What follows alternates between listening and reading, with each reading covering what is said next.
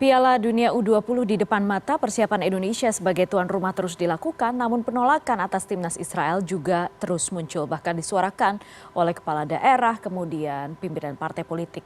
Sering digaungkan bahwa politik tidak bisa dicampurkan dengan olahraga. Beberapa pihak mengatakan Indonesia harus fokus betul menjadi penyelenggara dan tidak terjebak dalam pusaran isu non-teknis. Bisakah Indonesia menerapkan larangan bermain bagi Israel, dan jika bisa, apa dampaknya bagi Indonesia? Kita bahas bersama narasumber sudah bergabung melalui secara virtual adalah Bung Eko Nur Kristianto atau lebih akrab dikenal dengan Bung Eko Mau. Selamat malam Bung Eko. Selamat malam Mbak. Bung Eko, pertama dulu saya minta tanggapan Anda berkaitan dengan keramaian yang terjadi beberapa akhir ini. Ada penolakan dari beberapa kepala daerah, kemudian pimpinan partai politik, tapi juga pemerintah sudah tegas menegaskan siapapun yang akan bertanding sebagai tuan rumah Indonesia akan menerima. Apa pendapat Anda soal ini, Bung Mai? Ya, motifnya macam-macam ya. Motifnya macam-macam, bisa jadi karena nggak paham, kurang mengerti, atau mungkin ingin mempolitisir keadaan ya Mbak ya. Sesimpel itu sebetulnya. Tapi kita kan berpegangan sama pemerintah ya. Jadi perlu dipahami juga ya, setiap federasi itu sebelum mengajukan bidding menjadi tuan rumah event olahraga ya, itu harus ada persetujuan dari pemerintah. Nah, ini artinya apa? Ini artinya PSSI sebelum mengajukan diri jadi tuan rumah, itu artinya pemerintah sudah setuju, sudah oke. Dan pemerintah kan memang mendukung ya, memang mendukung. Ada pembangunan infrastruktur secara massal, secara serius, juga komunikasi dengan Ditjen Pajak gitu ya, lalu juga dengan keimigrasian. Ini berarti pemerintah udah support. Ini bukan sekedar eventnya PSSI loh, ini eventnya pemerintah pusat ya, jadi memang harus didukung gitu. Nah, kepala daerah, pimpinan parpol ya itu motifnya mungkin nggak ngerti, nggak paham, atau ingin mengambil keuntungan politis di sini. Saya nggak ngerti deh. Ya, Bung Eko, tapi kalau misalnya sekarang kita tarik ke aturan kembali ya, kita tarik ke aturan kembali. Karena kalau berhadapan dengan mereka nggak akan ketemu kalau misalnya kita tidak bisa memberikan gambaran. Kalau kita melarang, apa yang akan terjadi dengan Indonesia? Kita bicara dalam ini ya, dalam konteks pergaulan saja ya, pergaulan internasional ya, dan khususnya di komunitas olahraga. Yang pertama, Indonesia akan kehilangan kesempatan untuk jadi tuan rumah semua event internasional. Jangan lupa loh, Piala Dunia tahun 2034 nanti ya, itu FIFA ingin membuka peluang untuk negara-negara ASEAN. Yang sudah standby siap itu setahu saya Thailand ya, Thailand dan Indonesia. Indonesia peluangnya masih ada loh untuk jadi tuan rumah Piala Dunia 2034. Bukan Piala Dunia U20 ya, ini Piala Dunia yang seniornya, yang beneran gitu ya. Nah, lalu juga untuk Olimpiade, kan Indonesia mau bidding Olimpiade ya. Nah, kalau misalkan bidding Olimpiade, memang ada jaminan Israel nggak lolos gitu. Apalagi dalam beberapa cabur kan Israel itu unggul ya dalam beberapa cabur atlet-atletnya gitu. Lalu bicara tentang ini hubungan negara, kan ada yang pakai argumen hubungan diplomatik ya. Betul. Ingat, yang tidak memiliki hubungan diplomatik dengan Indonesia bukan cuma Israel ya. Misalkan negara-negara Kosovo ya, negara Kosovo atau bukan Taiwan. Tapi saya ambil contoh yang paling deket deh, Taiwan sama Israel ya. Walaupun nggak punya hubungan diplomatik, tapi bukan berarti kerjasamanya putus tok gitu. Ini kan kita tentang pergaulan negara ya, tentang keuntungan, saling menguntungkan. Ada kok hubungan dagang. Selain hubungan dagang sama Taiwan saja ya, itu berapa ribu coba PKI kita yang sedang bekerja di sana, walaupun tanpa hubungan diplomatik gitu. Jadi argumen itu lemah ya, lemah, nggak bisa dipakai sebagai alasan untuk menolak tim. Apalagi ini kan event ini yang punya FIFA loh.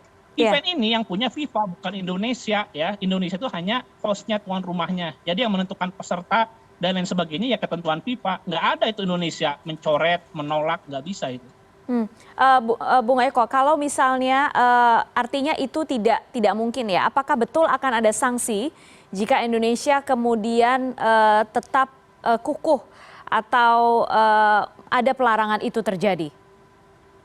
Ya bisa di-ban dong ya, bisa di-ban, terus juga bisa dinonaktifkan dari beberapa turnamen yang akan diikuti ke depannya.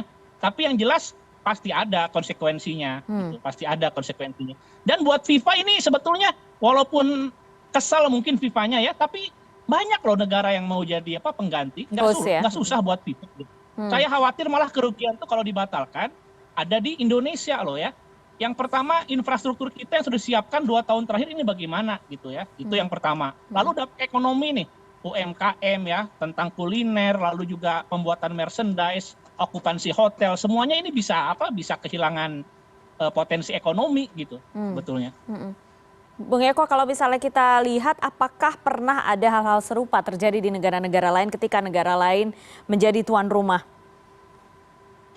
Yang paling simpel mungkin yang paling dekat kemarin Qatar ya? Malaysia ya, Oh, Malaysia, oke. Malaysia tapi bukan sepak bola, dia tuh renang gitu ya. Itu juga tinggal dicoret aja Malaysianya. Nah, tapi tentang masalah ini ke depannya, Mbak, ini perlu didialogkan ya, ada dialog, ada diskusi. Saya pikir nggak harus berlarut-larut lah konflik-konflik seperti ini gitu. Karena kerugiannya nanti malah ada di pihak Indonesia gitu. Kalau menurut Anda ada suara-suara bahwa kita sebaiknya tidak fokus mengurusi hal-hal non teknis. Apakah ini yang saat ini terjadi sekarang? Harusnya sih ini memang nggak jadi urusan ya. Jadi gini loh, Israel ini masuk sebagai list finalis ini kan jauh setelah Indonesia memastikan diri sebagai tuan rumah gitu ya. Jadi ini dapat dikatakan mungkin nggak disangka, nggak diduga-duga. Ini kabar terbaru ya Mbak ya, dari WhatsApp Group tadi nih, info terbaru tadi sore nih dari teman-teman ya. Untuk drawing pengundian Piala Dunia U20 yang harusnya tanggal 31 Maret di Bali itu di-cancel loh sama FIFA, dibatalkan ya. Walaupun kegiatan lain terkait persiapan Piala Dunia tetap berlangsung seperti verifikasi lapangan, peninjauan lapangan tetap berlangsung, nggak dibatalkan. Tapi untuk drawingnya itu udah pasti dibatalkan sama FIFA ya, tanggal 31 yang di Bali itu. Gitu. Dan itu... Jadi sebetulnya ini something wrong ya, ada komunikasi yang harus dijelaskan sama komite lokal kita, dijelaskan. Tapi ketika peninjauan lapangan masih berlangsung, berarti ya masih Piala Dunia masih di Indonesia seperti ini. Ya. Oke. Apa kira-kira menurut Anda yang bisa membuat FIFA melakukan hal serupa seperti pembatalan itu? Kalau misalkan nggak ada jaminan ya, kalau misalkan nggak ada jaminan dari pemerintah, tapi saya pikir ada jaminan kan sudah diberikan ya dari Kapolri lalu juga Pak Mahfud MD. Ingat nih ya, buat mereka-mereka yang main di tataran wacana konstitusi ya, Prof Mahfud MD ini adalah guru besar hukum tata negara. Terkait konstitusi, undang-undang dasar, beliau juga fasih dan beliau mengatakan Israel akan bermain dengan aman di Indonesia. Oke, baik. Untuk berkaitan dengan persiapannya, Bung Eko, apa yang menurut Anda memang harus segera disiapkan dan dikonfirmasi terus-menerus menjelang kita menjadi tuan rumah Piala Dunia U20 ini? Ya, jadi beberapa kompromi tetap harus dilakukan ya Mbak ya. Seperti di Qatar, saya ambil contoh di Qatar tentang isu LGBT ya, yang Jerman pakai bendera itu kan ketika FIFA menyampaikan ke Jermannya gitu ya, jangan dipakai simbol itu karena tuan rumah tidak menghendaki, itu bisa gitu. Nah ini juga harus dikomunikasikan ya.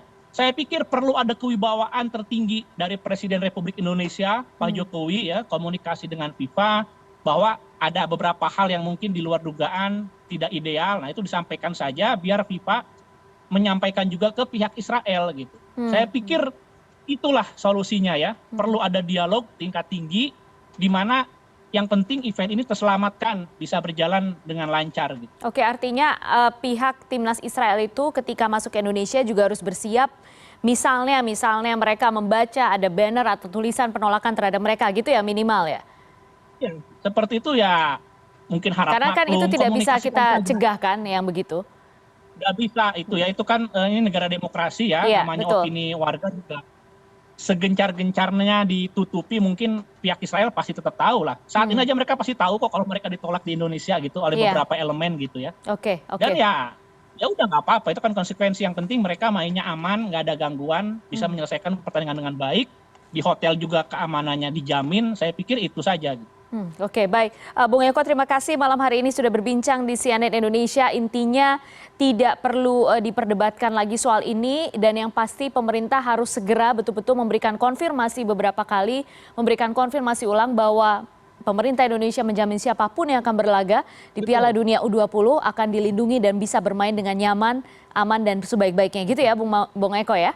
Betul, semua wacana anggaplah itu aspirasi, anggaplah itu negara demokrasi. Saya percaya 100% sama pemerintah, sama Prof Mahfud, sama Pak Kapolri, saya percaya. Event seperti ini mereka bisa ngatasin. Oke, baik. Bung Eko, terima kasih banyak malam hari ini sudah bergabung. Kita lihat perkembangannya nanti seperti apa. Ya.